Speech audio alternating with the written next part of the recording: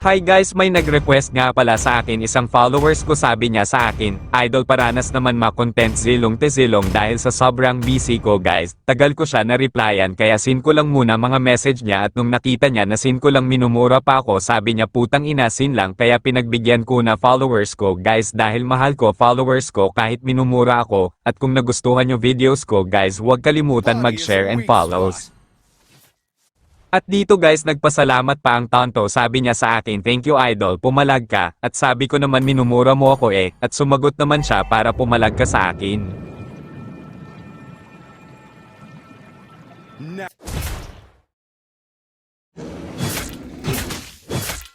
At dito guys, ang talino niya, pinatapos niya muna ako mag-SS bago siya pumalag, kaya nabigyan niya ako ng 2 beses sabay, sabi niya, "Content mo ta?" Sumagot naman ako, "Oo." Retreat or death, you decide. Ha! First blood.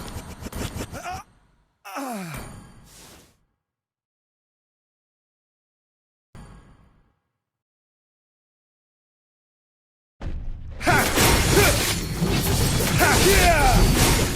You have been slain. I could have done more.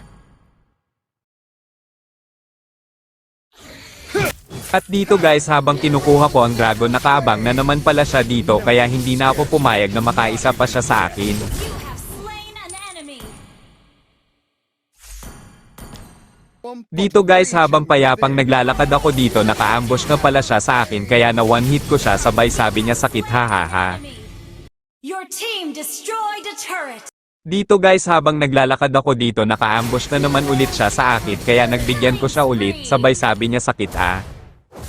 At dito guys, iniisip ko talagang maigi paano ko siya tapusin, sa sobrang takot niya sa akin, ayaw niya lumabas ng base niya, kaya pinasok ko na lang siya. At sana guys, nag-enjoy kayo papanood ng videos ko. Salamat.